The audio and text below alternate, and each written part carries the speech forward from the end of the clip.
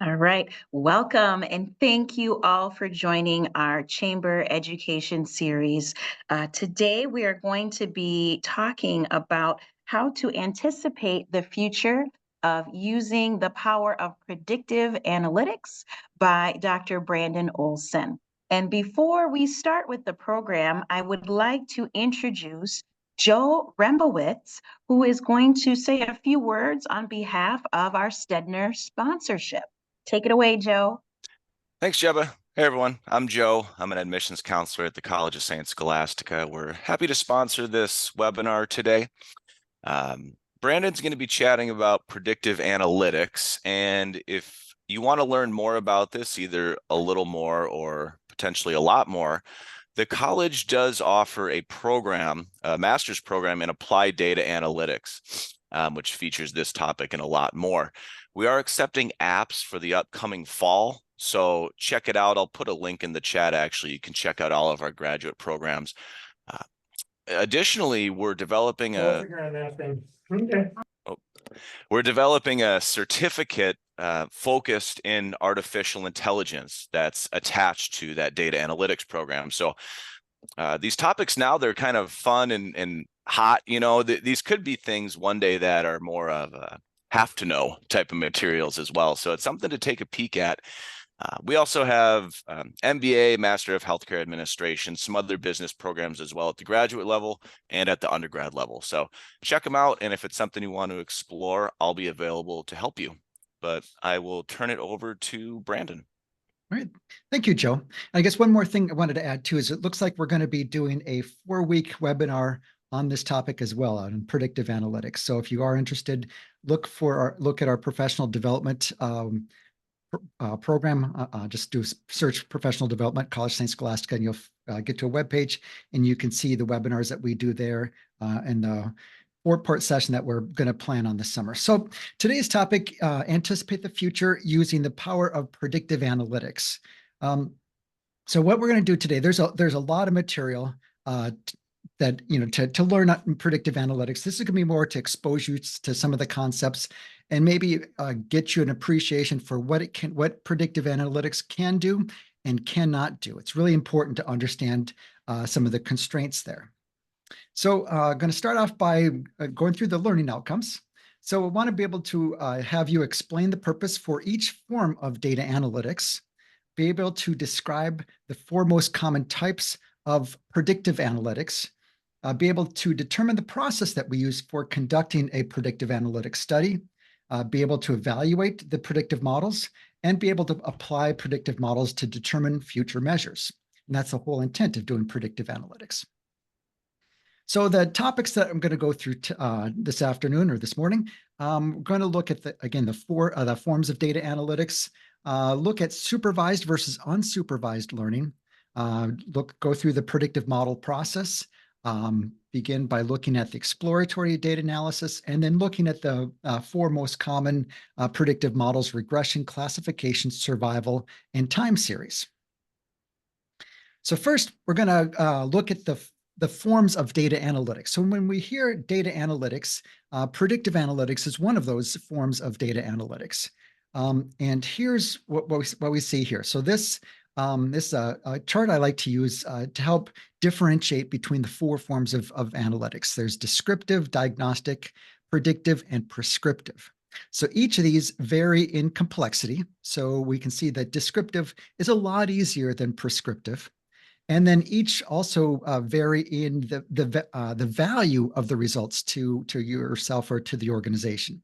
So descriptive analytics, that's going to be able to understand or answer the question, what happened, or the type of questions of what happened, just understanding, well, what happened in the past.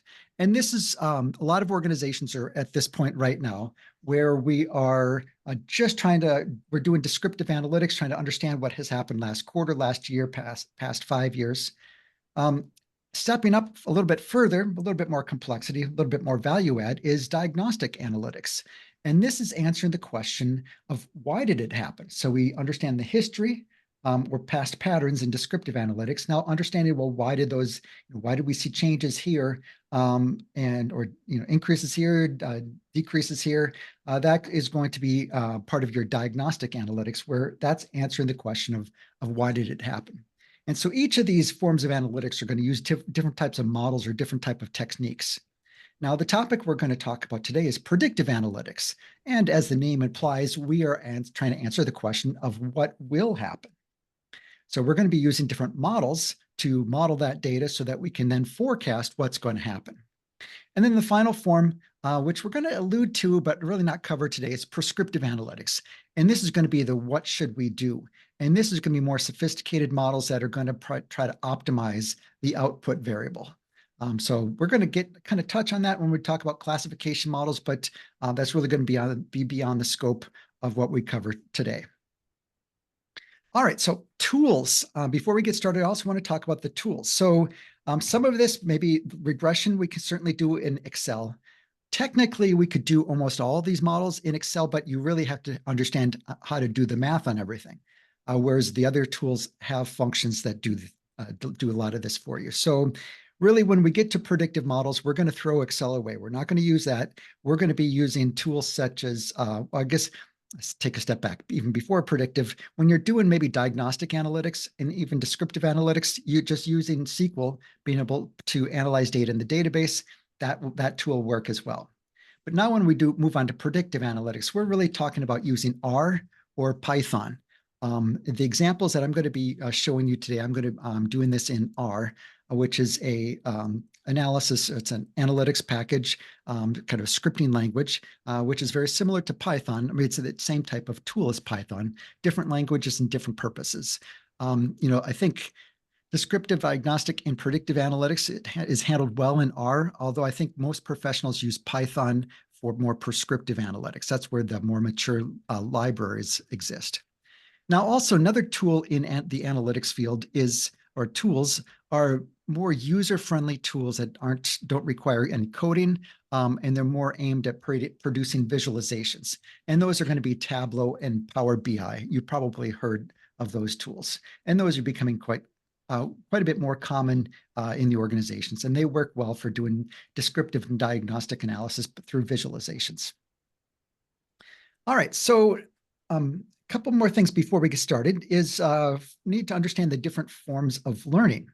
There's two forms of learning. So when we say learning in that we want to be able to learn from the data that we have.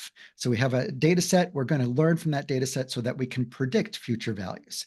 And there's two forms of learning. First is supervised learning, and then there's unsupervised learning. So supervised learning, you can see here in this example, is where we have labeled data. So what we're going to do is we have data like this, and here's like the students, their midterm score, the number of hours per week that they spend studying, and their classroom attendance. And based off of that, we're going to try to predict their final grade for the class.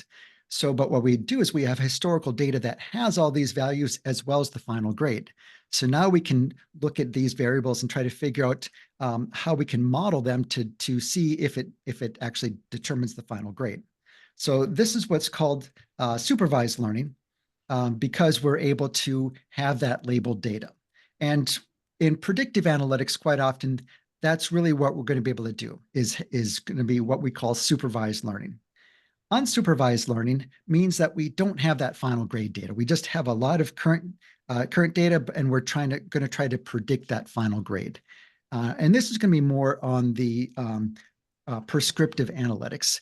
And this is going to be using patterns to help guide us to make a prediction. So we don't have the actual value to ensure that we've got the right model. We're just going to be using, trying to discover patterns in the data and to create those insights without any explicit direction. So we have really unlabeled data. So we're going to try to predict the performance, and may not be a grade, but maybe just more of kind of clustering them together in terms of higher performers, lower performers, moderate performers.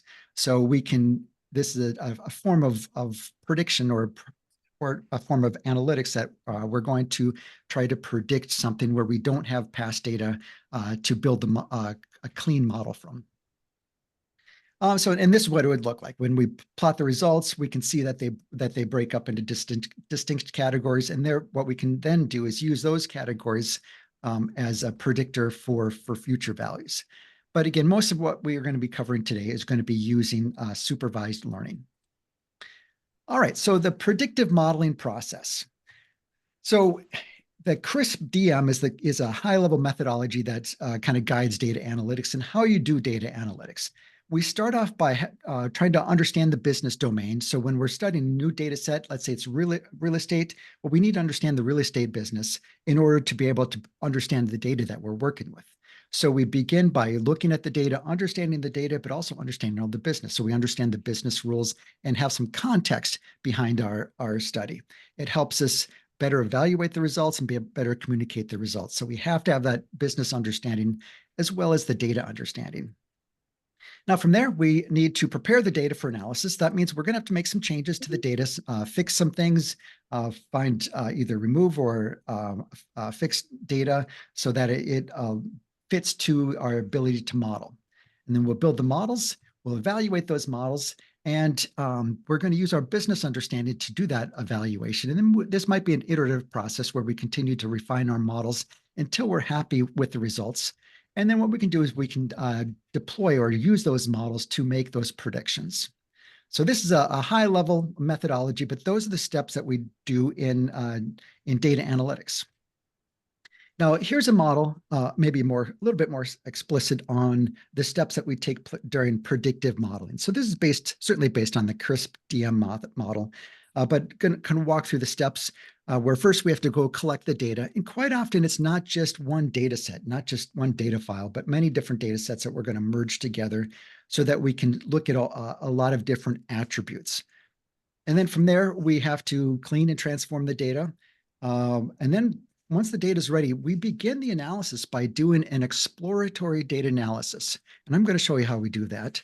And from there, we can identify the different variables that we want to study as part of our model. We can build the model, test and train that model, or train and test that model, validate the model, make sure that it makes sense, then maybe refine it further, and then deploy it. So this is very similar to the CRISP-DM method, but just a little bit more explicit towards predictive modeling. All right, now the exploratory data analysis. So this is the first step, and this is a really important step, and it probably takes most of our time when we're given a data problem. So when we're going to do a predictive analytics or predictive model, first we have to understand the data that we're working with, and this is what we do here is we do an exploratory data analysis.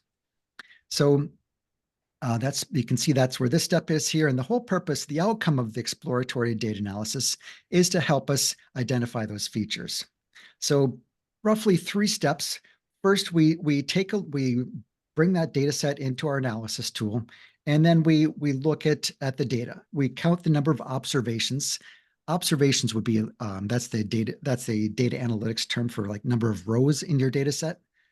Count the fields, different attributes of that data set. Note any identifying fields.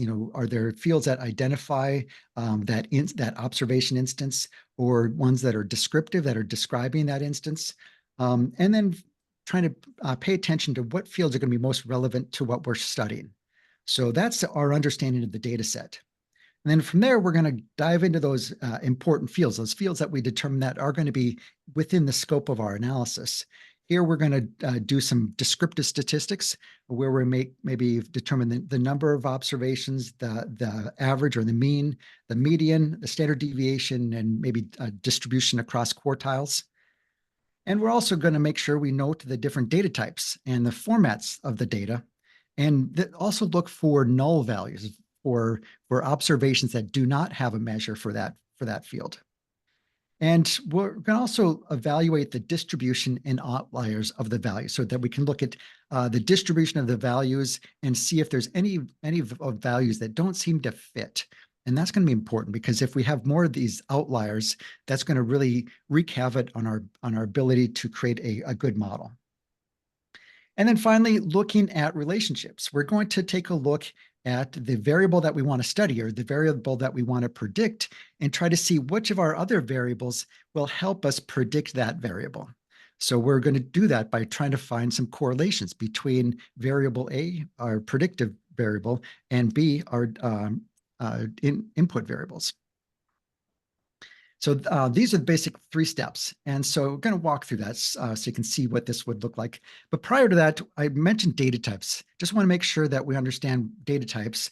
And for the purpose of today's discussion, really want to make sure that we understand the difference between categorical and numerical data types. So numerical are going to be quantitative values. These are numbers. And the numbers are not labeled, but just more like a 1, 2, 3, the temperature, the days of the week, those are numerical values. Categorical would be the Monday, Tuesday, Wednesday labels for a day. Let's see, the student grade of ABC, those are all different categorical. So categorical versus numerical, that's going to be important to understand when we go through here. So just wanted to take a break to help explain that first. All right, so now we're looking to do step 1, looking at the data set. So here's a data set.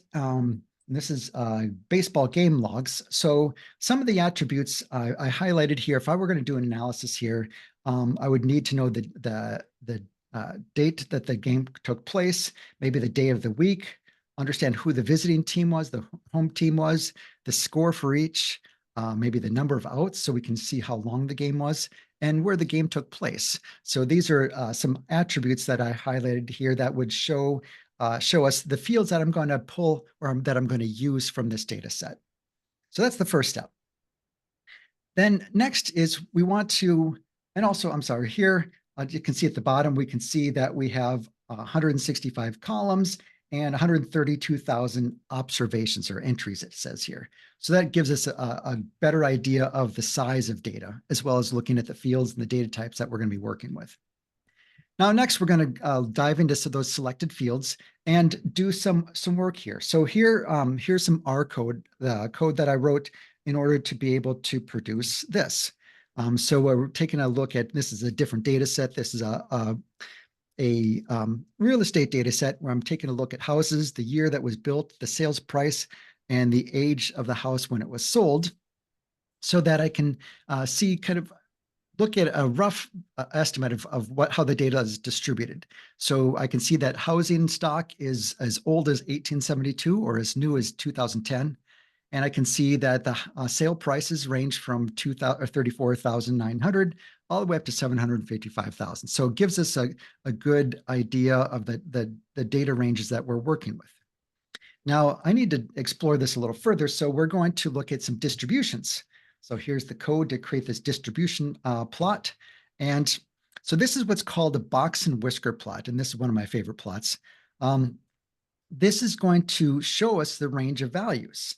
And what we can see here, and this is important, we can see, so this shows us the quartiles. So this box right here represents the 25% to the 75% range of value. So the middle half of our data is all contained within the box. The values that are the first 25% are down here. The values that are above that 50% are in here. So what we can see though is we have a lot of our data is very tightly, it's very bound together very tightly. So the range of values of most of our data is very small, but we can see there are a lot of outliers here that are really going to be very far from where we see as our median value.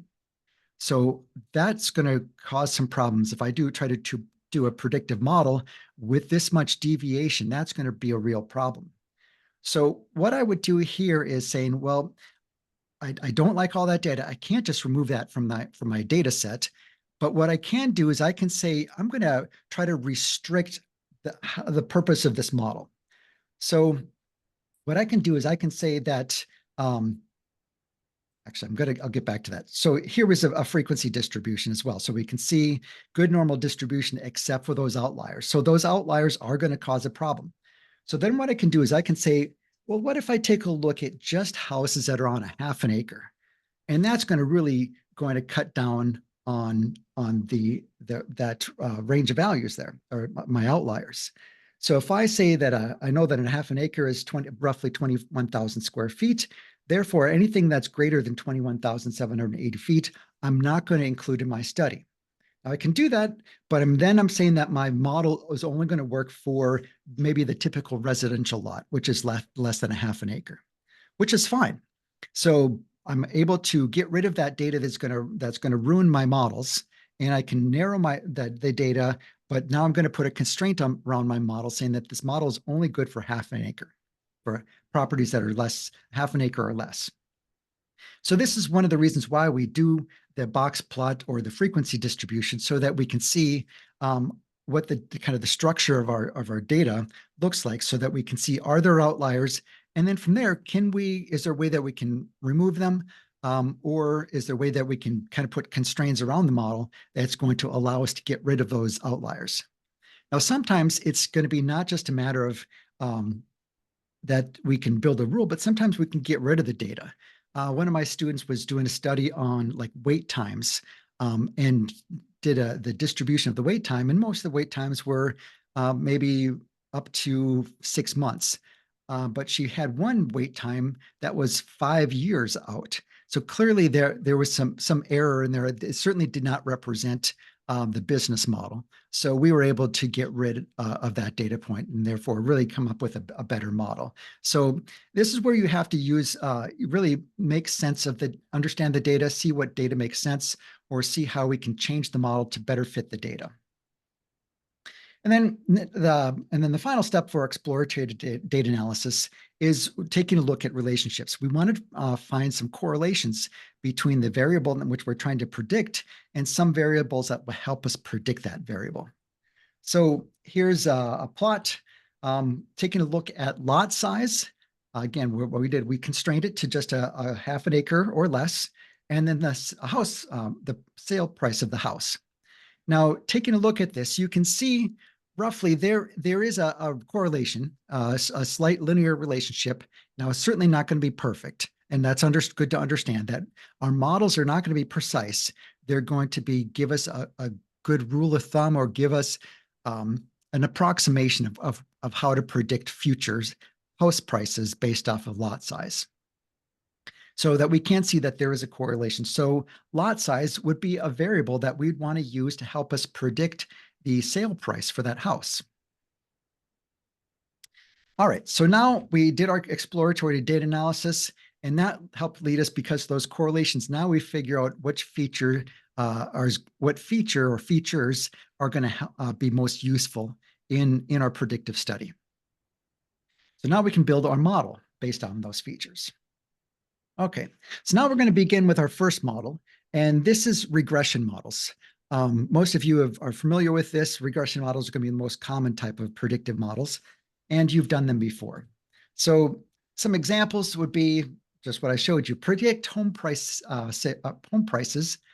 based on the lot size for properties of 0.5 acres or less. So you can see that I put my constraint in that description. I maybe want to predict ice cream sales based on the high temperature for the day.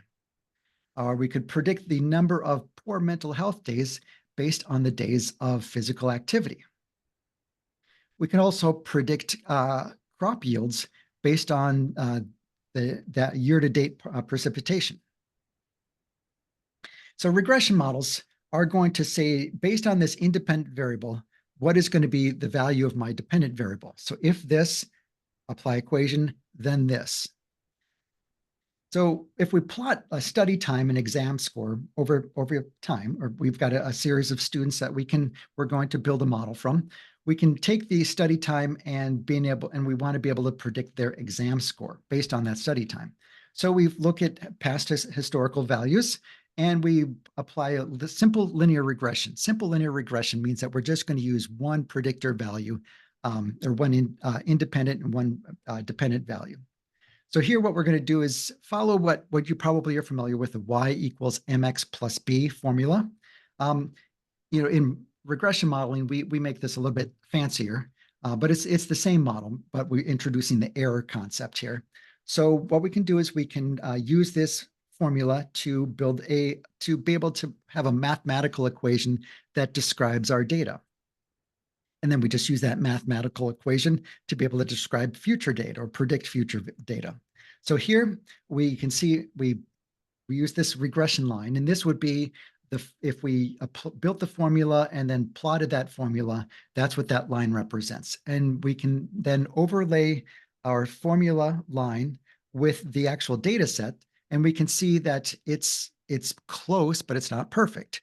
And actually, there'll be certain parts of this based on study hours that are going to be better fit than others. So here's basically the math of what we do of how we arrive at our y value based off of the x value and the slope and intercept. And we come up with if a student had studied 12 hours, we would expect them to see a score on the exam of 93.34. Again, that's our prediction based off of that model. And then what we can do is we can use that same formula and take a look at a series of estimates. Based on those hours, we can predict what their score is going to be. So this is, again, the most simplest form of predictive analytics is the simple linear regression. And you've seen this before. Now, we can also do this with multiple variables. Actually, before I get there, I want to show you what the output looks like. So if I did this in R, this is what my output looks like. So I can see, first of all, p-value indicates that if it's less than 0.05, that means it's statistically significant, which means that we can, what we call as the null hypothesis, would indicate that there is no relationship. With that p-value of less than 0.05, that means that we say that there is a relationship.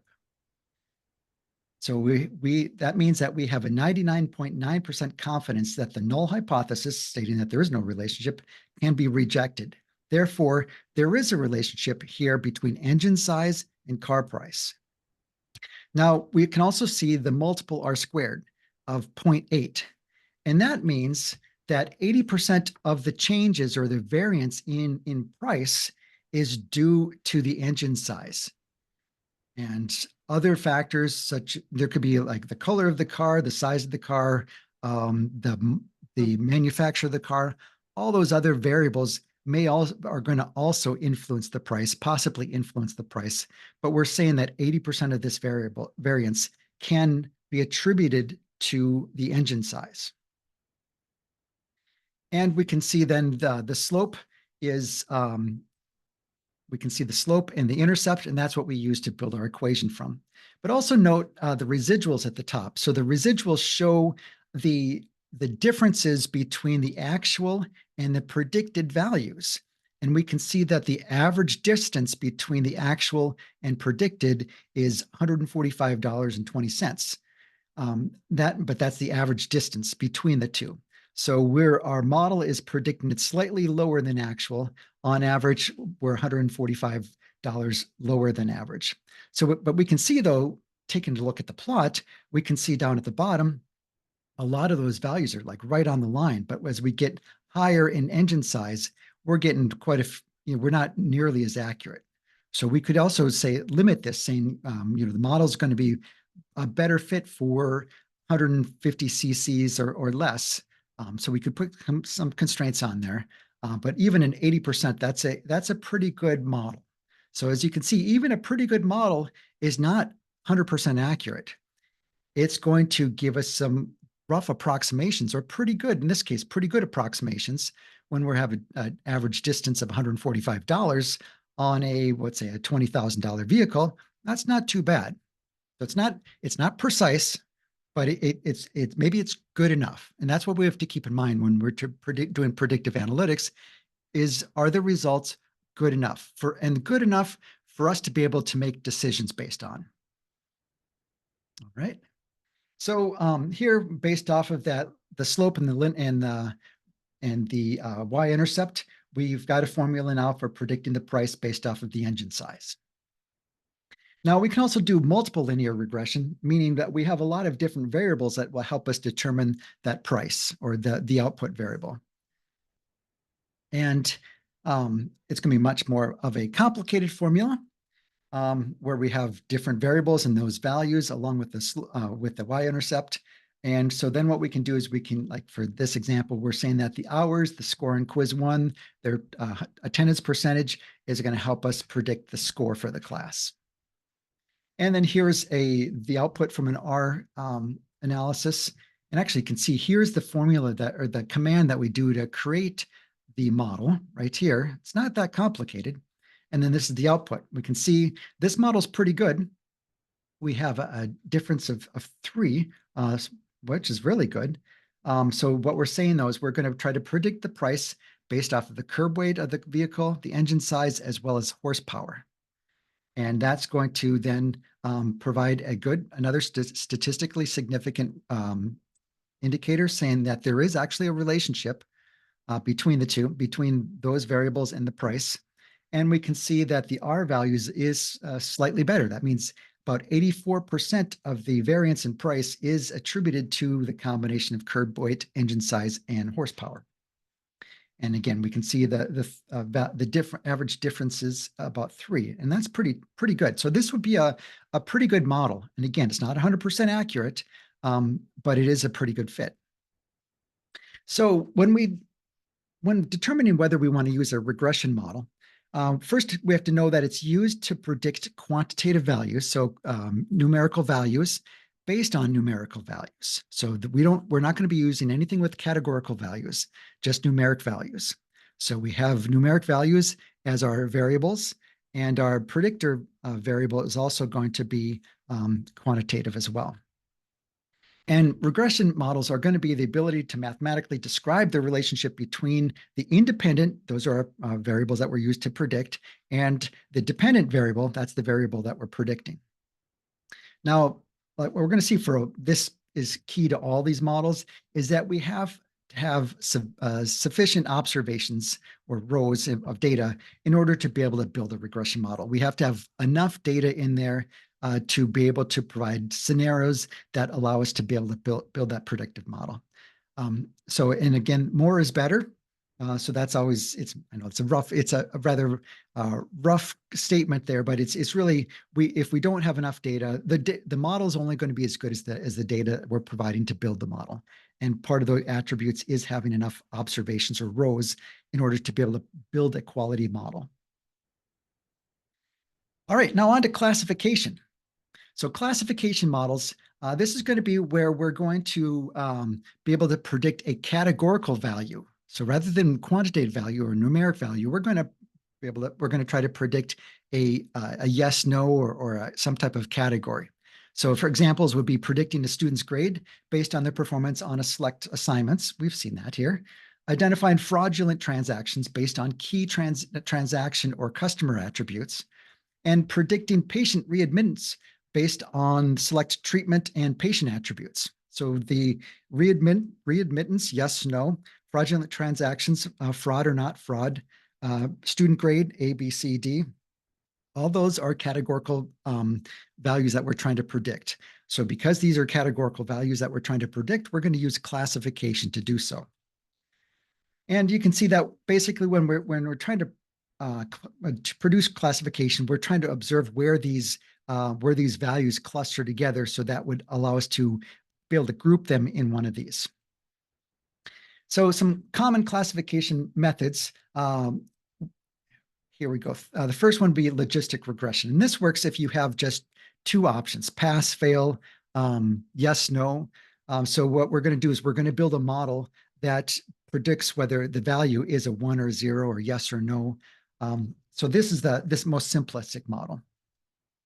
Then there's decision tree, and these are going to be a series of evaluations that are going to end up in a final yes, no, or A, B, C, D to help us to predict the output based off of a series of evaluations.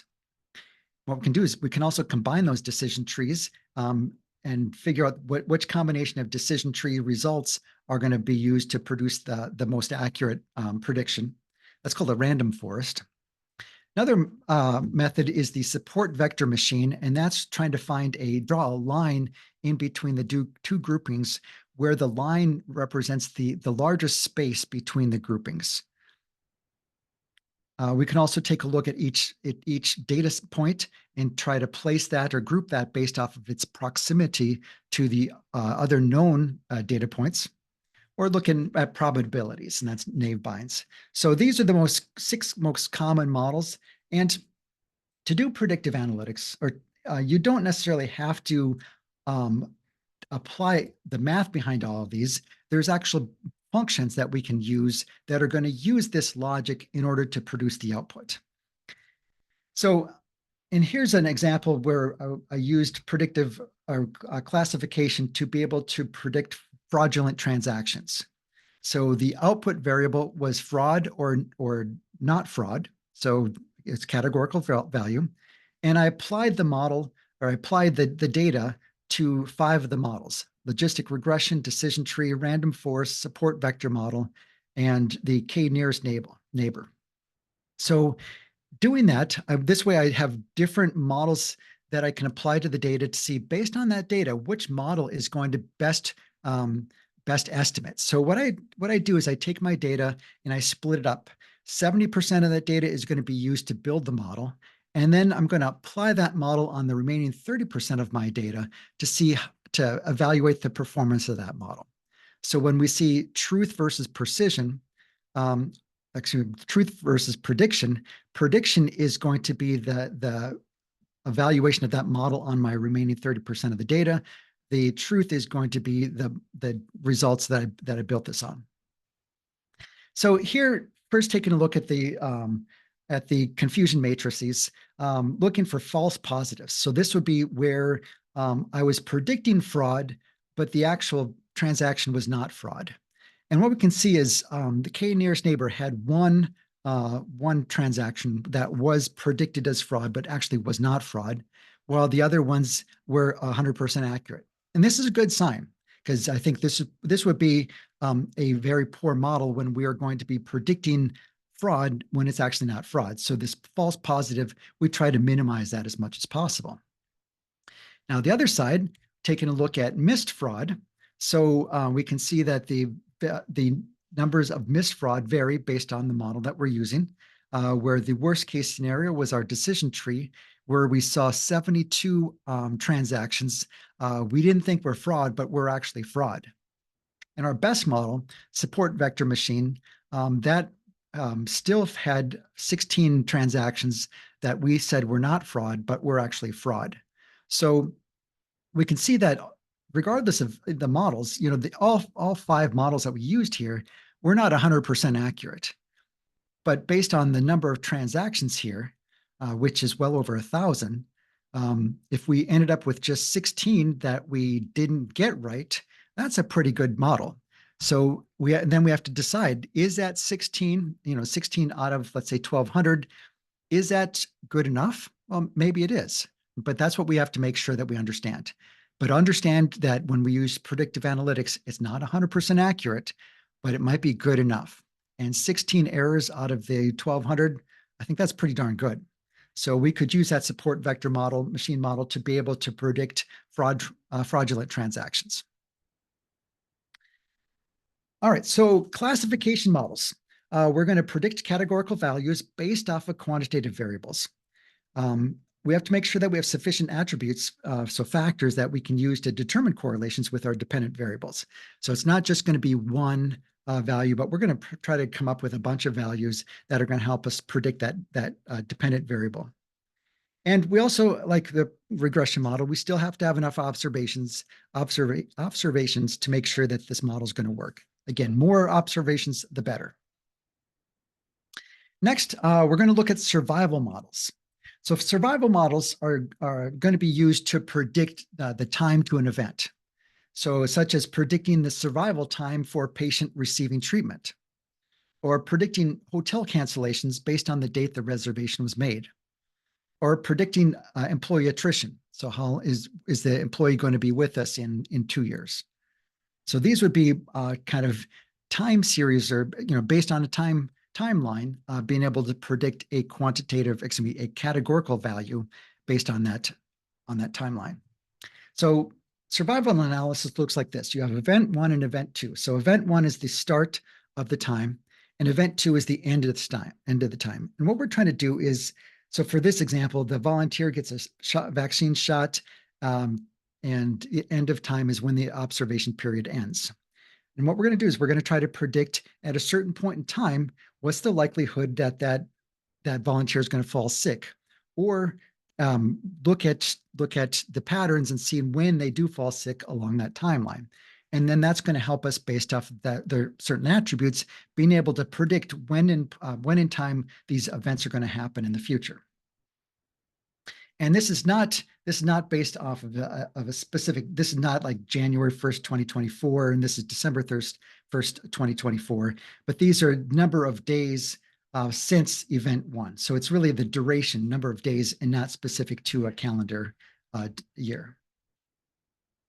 So what we do is, in survival analysis, what we do is we put together a Kaplan-Meier plot. That's what you see here.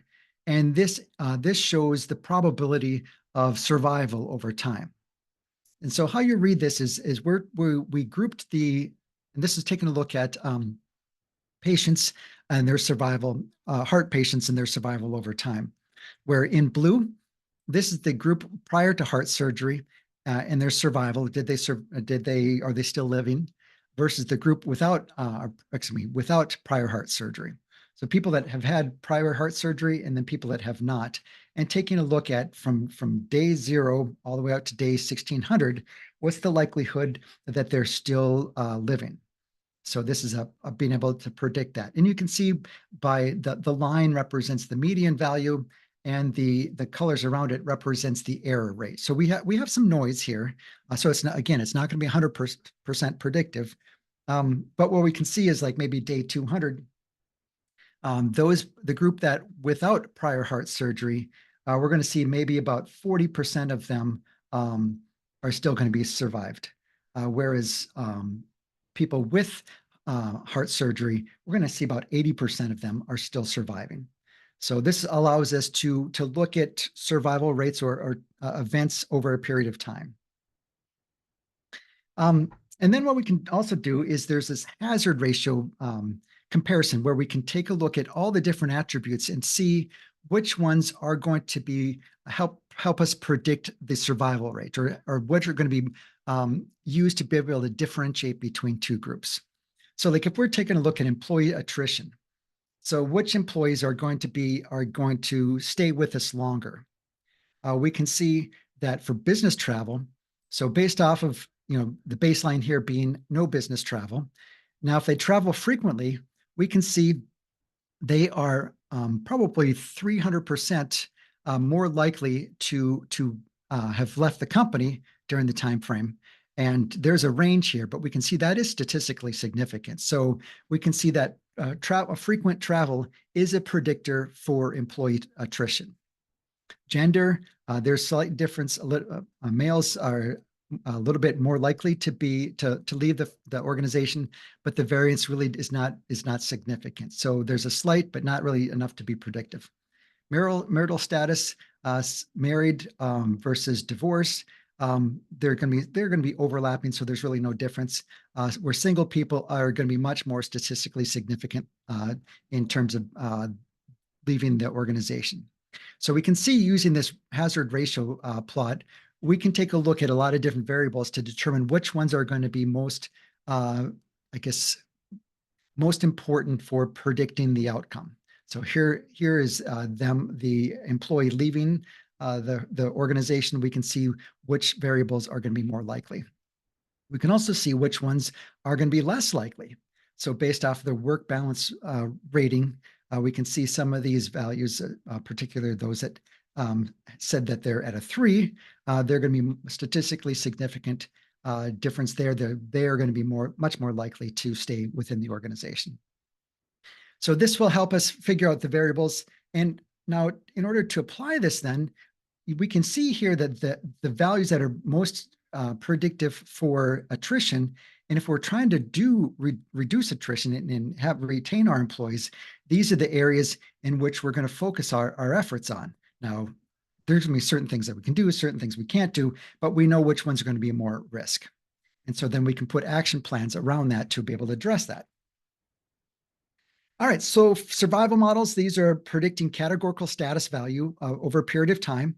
Again, we need sufficient attributes to be able to determine the correlations with our dependent variable. And we have to, the data has to be time related. So we have to have a series of maybe quit dates, or the dates the employee quit and when they started, so that we have the durations over a lot of data. And again, sufficient observations. All right, and the final predictive model is going to be our time series. And here we're going to be able to, we want to take a look at values and be able to predict that value at a certain point in time. So such as predicting stock prices, product sales at a certain points in the year, or maybe predicting high temperatures, kind of like what our meteorologists do every day. So here's an example of a time series prediction looking at international visitors to Australia. We can see the past data from 1980 to about 2015. And now what we're going to do is try to predict from 2015 to 2025. And you can see there's a lot of different models here. So that means that we could look at a lot of different variables and use those to predict future visitors. And you can see we don't have accurate results, right? We can see a general trend, and some of these look like they could be more accurate than others, but we don't know. Just like the weather forecasters have multiple models, and they're trying to then figure out which models are going to be the most accurate. That's going to be true for all time series predictions. And there are four common types of time series predictions: the ARIMA, SARIMA, VAR, and LSTM. Now, VAR and LSTM, those are going to be more machine learning models. So I have my students focus more on the ARIMA and SARIMA models. And so here would be an example of an outcome. So here, looking at the S&P 500 prices over the past, and then trying to predict future. And we can see that the models, they generalize. And really, you're going to be really dependent upon the amount of variance and the kind of patterns that are in the data in order to predict better, have better predictions. So you can see that orange line, that represents the median predicted value, whereas the yellow kind of area represents the error rate. So that means further out we go from the point in time, the more error that we're going to see. So it's less confident in those values. So here's an example. I took vehicle observations at four different points in a city, and the number of vehicles that pass that point in a given day. And this was over about a 1.5 year time period. Except for location 4, we had about a half a year's data for that. So that's going to be problematic because we do need a full year cycle in order for some of our models to work. And so location 4 really is not going to work. So taking a look at locations 1 through 3, what we can do is we can plot the value, each value over time, and this would be the number of days. And what we can see here, though, we already see a problem. There's a lot of variation. So we can see the median line that goes through there, or the mean line. So what we do is we try to create that's our predictor line, or based off of the past values, that's what we see would be the prediction. And we can see a lot of variance. There's a lot of noise, a lot of variance in that data. So we already can see right now that we're going to have a hard time coming up with a good model for this time series. And same for location 2. Location 3 is a little bit less noise, but there are some days where it dramatically differs. So we have some wild observations that are way off. So when we try to do our predictive model, here's our ARIMA model. Again, we can see that we have some, a tighter prediction, but the error rate, or the kind of error bars of the range of values that we could fall in, it gets larger and larger further away from our current point. So here we do not have a really good model that's going to be really reliable. So, but if we saw that we didn't have as much variation and it was much more observed patterns, our model could be much better. So it's not, our model can only get us so far. It's really going to be dependent on the data. And some data is going to allow us to provide better prediction than others. And this data was an example of data that's really doesn't fit, or it's not going to allow us to get some really good prediction. So we can predict, but our chance of likelihood of getting accurate data is not very high. So for time series, we're predicting some type of quantitative value over a period of time based on past measures. Based on those past measures, that's really where we're getting our values from. So we have to have consistent and kind of good patterns in that data in order to be able to provide good predictions. Again, we need sufficient factors or attributes that we can use to help make correlations, and we need sufficient observations. Again, more data is better. All right, so then in summary, data analytics, we have 4 forms of data analytics, and they are descriptive, diagnostic, predictive, and prescriptive. Descriptive is going to answer what happened. Diagnostic will answer why did it happen. Predictive, what we covered today, is going to try to answer what will happen. Prescriptive will answer what should we do. Covered the 2 forms of learning where we really focused on supervised rather than unsupervised learning. And then we covered the 4 predictive models of regression, classification, survival, and time series. Now we saw that those, they work under different conditions based off the data types that we have. And we saw that all 4 of those models, some of them worked well. And part of that was because of the data that we used, but none of them were 100% accurate. And that's one thing to keep in mind with our predictive models, is they're not going to be 100% accurate. So just think about your weather forecasters. They're not 100% accurate. A lot of times they're going to be right. A lot of times they're going to be wrong. So it's really, those models will get you so far. So when using predictive analytics, you have to accept that they're going to be, we have to understand, are the results good enough? And if a good enough answer is going to be useful for us, then predictive analytics models are going to be really, really valuable for the organization.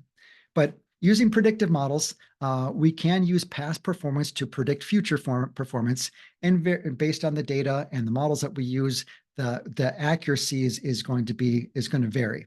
And we're going to use the different models based off of the data and the type of prediction that we're trying to make.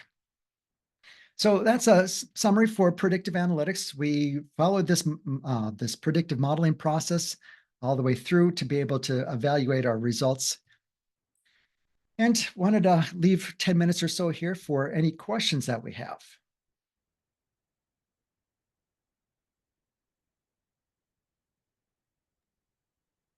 Yes, feel free to unmute your mic and ask a question for Dr. Brandon.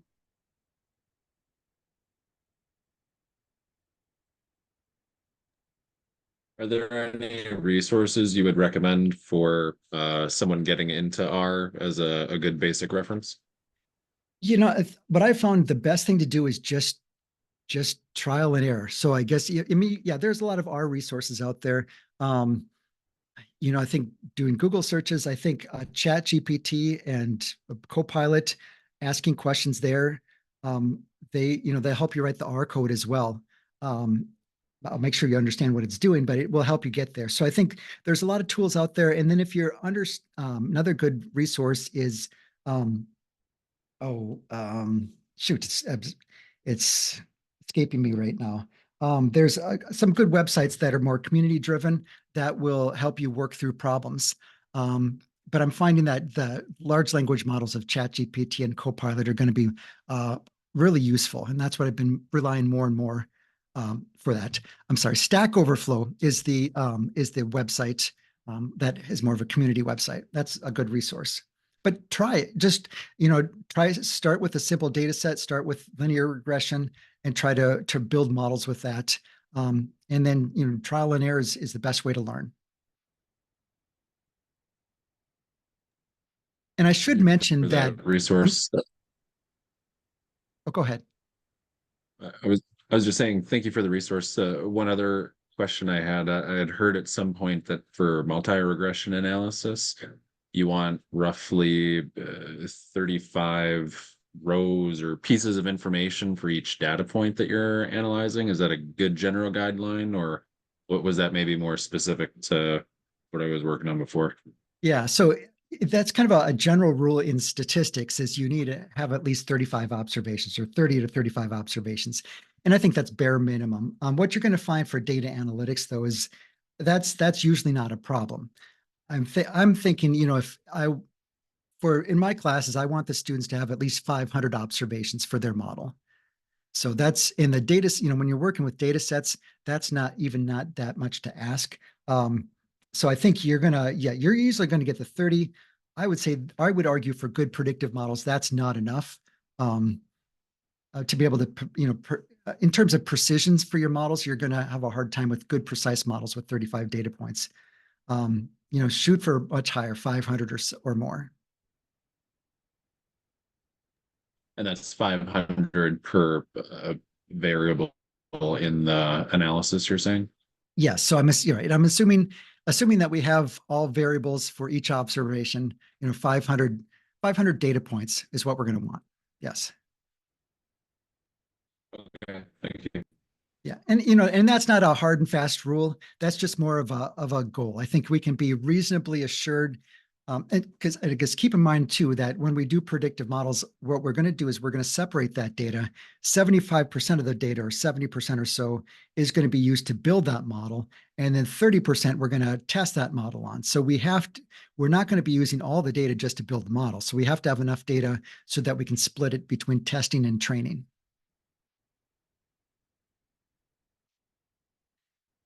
My question is the general cost of either R or Python. Is there a per person cost to an organization, or is it free? I don't know.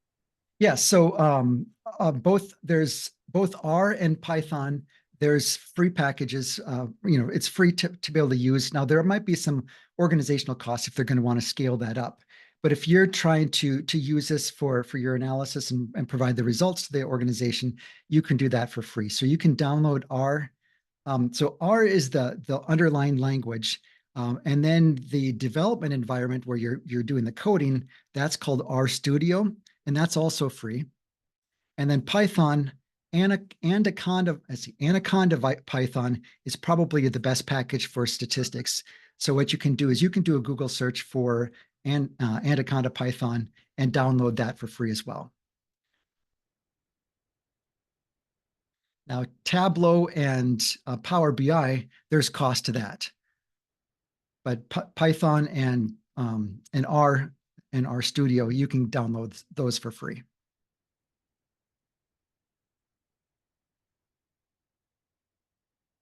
And in the analytics community, you'll find that Python and R are the most common languages for doing analytics.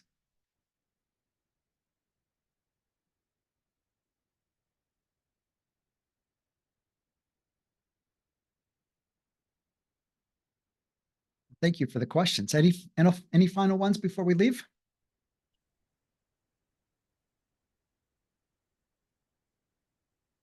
All right, so got my contact, or you can find me on LinkedIn or Twitter.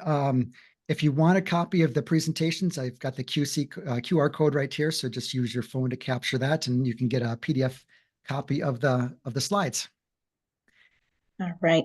Thank you again, Dr. Olson, for a wonderful presentation.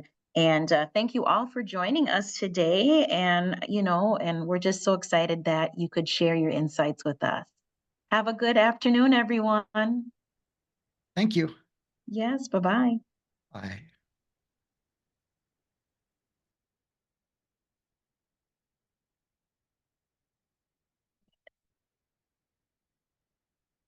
Oh, stop the recording.